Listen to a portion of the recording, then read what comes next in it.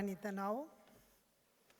Gràcies, Jorge, Miquel, Gladys, Núria i Mercè, en representació de tots els cuidadors, socis, voluntaris, mecenes d'aquesta fundació, que ho feu tot possible. Gràcies, Carolina, Federica, Gemma, Natàlia i Núria, per acostar-nos a aquest futur de la recerca. La veritat, un orgull tenir aquestes dones amb nosaltres. Gràcies, Eva Nebot, per fer possible el Premi Diana Garrigosa. Gràcies, Jordi, Arcadi, i gràcies a les 180 persones que tiren endavant el dia a dia d'aquesta fundació. Per tots vosaltres, un gran aplaudiment, si us plau.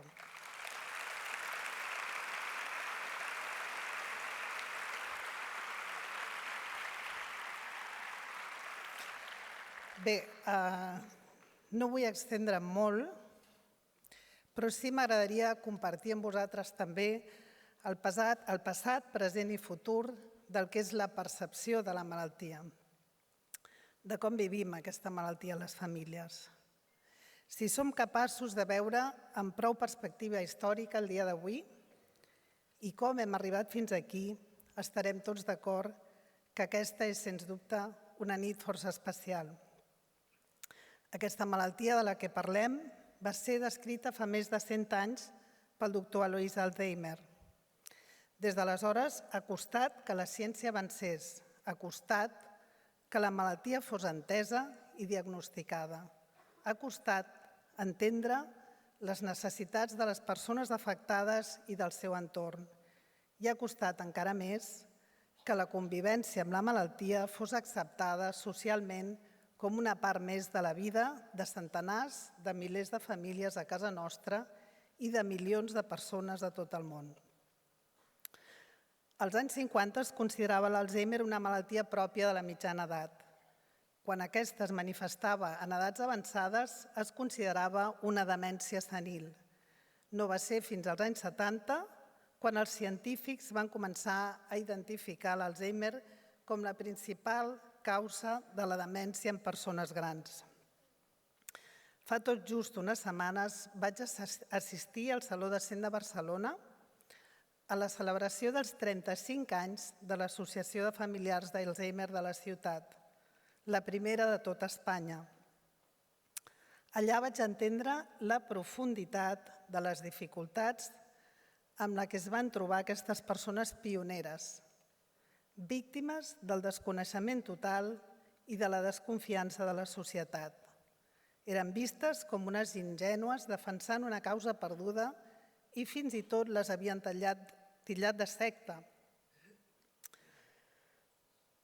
En la consciència col·lectiva de la demència era vista com una característica pròpia de la gent gran, encara no com una malaltia. Afortunadament, i gràcies a aquestes persones valentes, des d'aleshores les coses han anat canviant. Si penso en fa 15 anys, quan aquest mal de nom impronunciable va començar a formar part de la família, me n'adono que hi ha hagut una evolució. El meu pare en deia Eisenhower, una mica per riure-se'n, una mica perquè el nom era francament antipàtic. A casa no en sabíem res de la malaltia i ens vàrem fer les mateixes preguntes que encara avui ens fan totes les famílies quan reben l'impacte del diagnòstic. Ho estem fent bé? Quins tractaments hi ha? Com hem de reaccionar? Quin futur ens espera?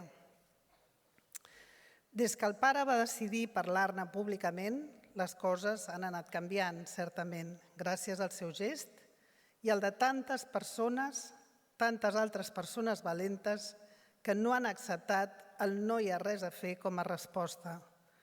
Podríem estar satisfets si no fos perquè aspirem a més, a molt més.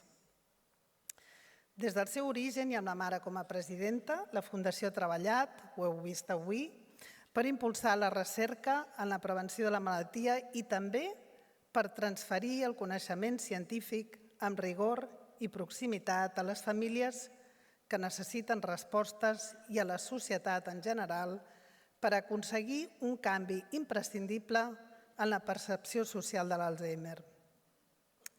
És per tot això que d'aquesta tasca n'hem fet un dels eixos fonamentals del nou pla estratègic de la Fundació.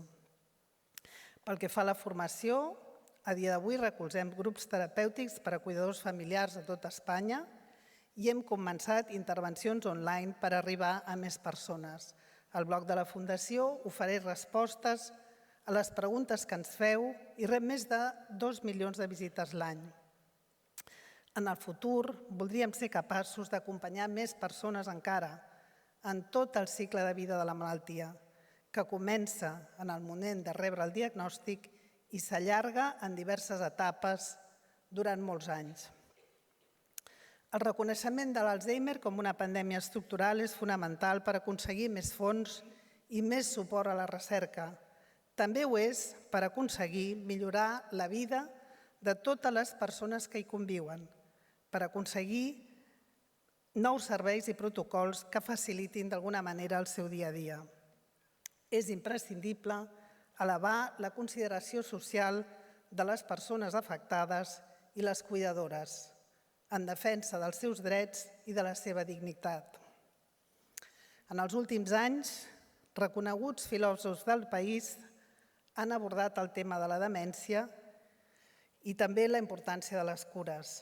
Norbert Bilbeny, en el seu llibre La enfermedad del olvido, raona que les persones amb Alzheimer són persones, amb totes les lletres, malgrat perden la memòria, i manifesta la importància de que algú vetlli per aquesta memòria. Victòria Camps situa les cures com a valor central de la societat contemporània i manifesta que tots tenim el dret i el deure de cuidar-nos els uns als altres. Begoña Román defensa el dret de les persones amb demència i de les seves cuidadores a viure aquesta etapa com una més de la seva vida i no com al final de la mateixa.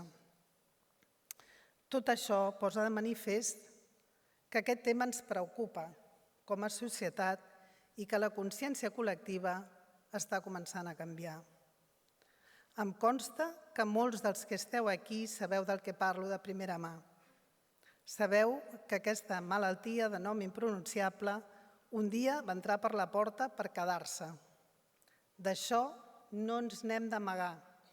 L'Alzheimer ja forma part de tots els que estem aquí i hem d'aconseguir viure amb dignitat aquest temps de la nostra vida.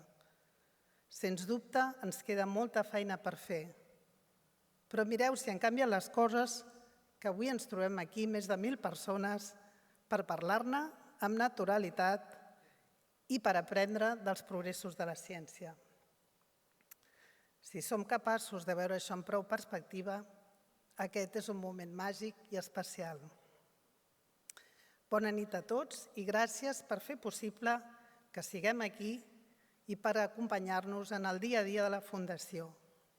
Gràcies per compartir amb nosaltres aquesta nit màgica. Bona nit.